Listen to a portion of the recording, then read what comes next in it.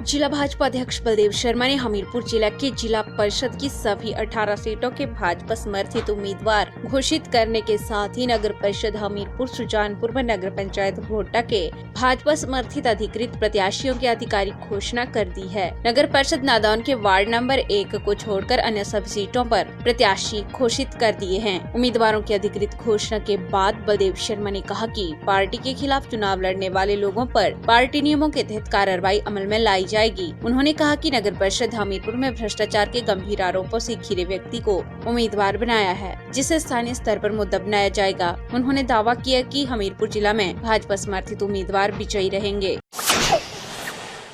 जिला भाजपा ने अटल बिहारी वाजपेयी की जयंती के अवसर पर जिला भाजपा कार्यालय में एक कार्यक्रम का आयोजन किया, जिसमें अटल बिहारी वाजपेयी को श्रद्धासुमन अर्पित किए। इस दौरान जिला भाजपा महामंत्री हरीश शर्मा व अंकुश दत्त शर्मा के साथ ही जिला भाजपा के प्रवक्ता आदर्श कांत भी मौजूद रहे। इस दौरान जिला भाजपा अध्यक्ष बलदेव शर्मा ने अटल बिहारी वाजपेयी को महान नेता बताते हुए कहा कि भारत रत्न अटल बिहारी वाजपेयी का हिमाचल प्रदेश से विशेष लगाव रहा है। उन्होंने भारत को परमाणु शक्ति बनाने में अपनी महत्वपूर्ण भूमिका अदा की। उन्होंने कहा कि अटल बिहारी वाजपेयी की देश के विकास में भूमिका की अमिट छाप हमेशा मौजूद रहेगी।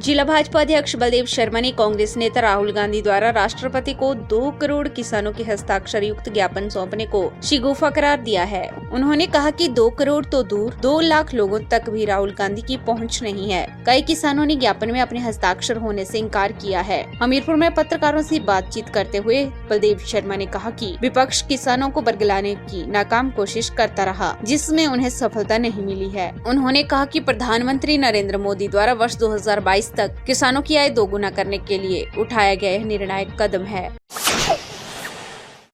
हिमाचल प्रदेश में भाजपा की जयराम सरकार को 27 दिसंबर को 3 साल पूरे हो रहे हैं। 3 साल का कार्यक्रम इस बार कोरोना के चलते वर्चुअल माध्यम से होगा। शिक्षा मंत्री गोविंद सिंह ठाकुर ने कहा कि सुशासन और विश्वास के 3 साल विकास के भाजपा की सरकार 27 दिसंबर 2017 को प्रदेश में सत्ता में आई थी और जयराम के सत्तासीन होते ही नेतृत्व परिवर्तन हुआ। युवा मुख्यमंत्री के हाथों में प्रदेश की बागडोर दी गई, जिससे ये 3 साल विकास के पथ पर अविस्मरणीय रहे हैं। 27 दिसंबर को 3 साल का कार्यक्रम वर्चुअल माध्यम से होगा, जिसमें भाजपा के राष्ट्रीय अध्यक्ष नड्डा और राजनाथ लेंगे। इसमें कोविड नियमों का विशेष ध्यान रखा जाएगा। उन्होंने कहा कि बीजेपी का जो विजन डॉक्यूमेंट था उसको 90% से ज्यादा पूरा किया जा चुका है। सरकार ने जिसमें वृद्धा पेंशन, जनमंच जैसे महत्वपूर्ण निर्णय लिए। उन्होंने बताया कि गृहिणी सुविधा योजना के तहत 2.78 लाख महिलाओं को गैस कनेक्शन दिया गया है, जिससे हिमाचल धुआं मुक्त प्रदेश बन गया है। हिम केयर योजना के तहत प्रदेश के गरीब लोगों को इलाज की सुविधा दी गई।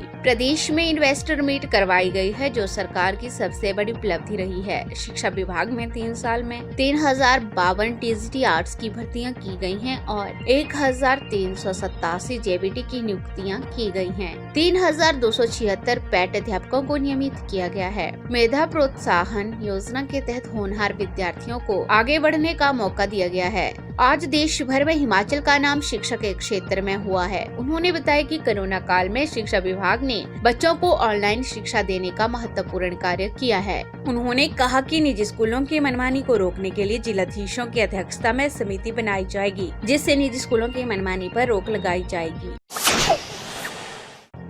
भाजपा सरकार सदा से ही किसान विरोधी रही है। कृषि बिलों के विरोध में सोलन जिला से भाजपा के पूर्व में किसान मोर्चा में उपाध्यक्ष पद पर रहे जीतराम ठाकुर सहित उनके साथियों ने कृषि बिल के विरोध में कांग्रेस का दामन थामा है। यह बात कांग्रेस सोलन जिला अध्यक्ष शिव कुमार शर्मा ने संवाददाता सम्मेलन के दौरान कही। शिव कुमार शर्मा ने भाजपा किसान मोर्चा के पूर्व उपाध्यक्ष व उनके साथियों का कांग्रेस में आने पर स्वागत किया। उन्होंने कहा कि भाजपा सरकार किसान व मजदूर विरोधी है। सरकार के तानाशाही फैसले हर वर्ग को आहत कर रहे हैं। उन्होंने कहा कि प्रदेश में स्वास्थ्य सेवाओं की हालत दयनीय है। वहीं मुख्यमंत्री जयराम ठाकुर ने जनहित की दुहाई देकर 17 प्राथमिक स्वास्थ्य केंद्रों को बंद कर दिया, जिससे लगता है कि मुख्यमंत्री भी केंद्र की तरह तानाशाही वाले फैसले ले रहे हैं। शिव कुमार ने कहा कि स्वास्थ्य मंत्री के गृह जिला में स्वास्थ्य सेवाएं बदहाल हैं, लेकिन मंत्री जी को क्या फर्क पड़ता है। वह तो पंचायती राज चुनावों में परवाणु व कसौली में ओछी राजनीति करने में व्यस्त हैं। कांग्रेस जिलाध्यक्ष शिव कुमार ने कहा कि भाजपा सही तरीके से कार्य करे, वरना उनके तानाशाही फैसलों से देश बर्बाद हो जाएगा। शिव कुमार ने कहा कि कृषि बिलों के विरोध में भाजपा के किसान मोर्चा के पूर्व में उपाध्यक्ष सहित अन्य लोगों ने कांग्रेस का दामन थामा है। वहीं कांग्रेस में आने वाले भाजपा किसान मोर्चा के पूर्व उपाध्यक्ष जीतराम व उनके साथियों से जब बात की गई तो उन्होंने साफ शब्दों में कहा कि वह कृषि कानूनों के विरुद्ध हैं। वह भाजपा में सिर्फ चमचों के कार्य होते हैं, अन्य किसी के कार्य को तरजीह नहीं दी जाती है। उनके मूलभूत कार्य नहीं हो रहे हैं। उन्होंने स्वास्थ्य मंत्री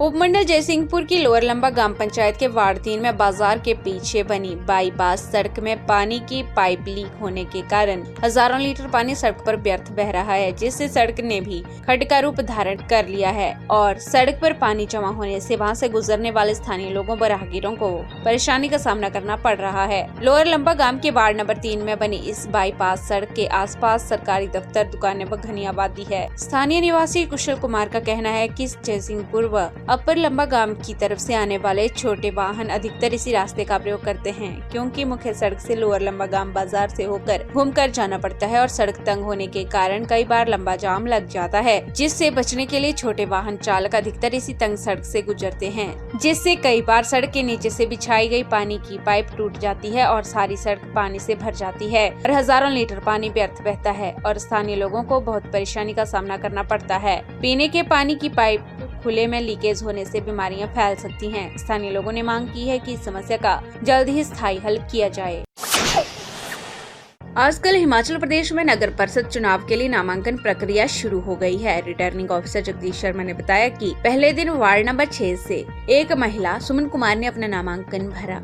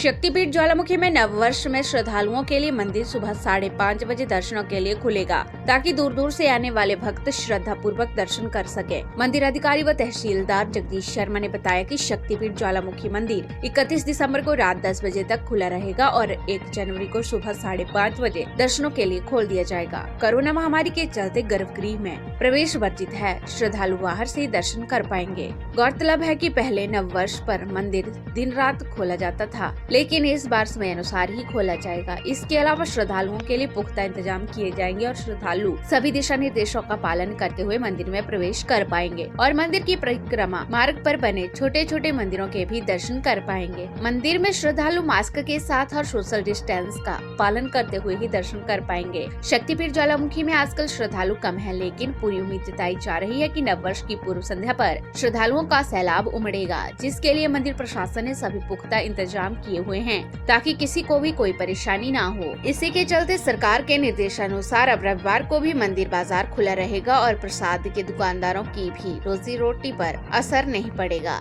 पिछले कई दिनों से रविवार बंद होने से दुकानदारों का व्यवसाय प्रभावित हुआ है, लेकिन अब नववर्ष आने से सभी के चेहरे खिले हुए हैं और दुकानदारों, होटल, ढाबा मालिकों को भी अच्छा बिजनेस होने की उम्मीद है। दुकानदारों ने उम्मीद जताई है कि इस वर्ष बिजनेस काफी प्रभावित हुआ है, लेकिन अब नए साल में सभी प्रकार की परेशानियां दूर हो जाएंगी और ज्वालामुखी में भक्तों की आवाजाही से रोजी रोटी सही चलेगी।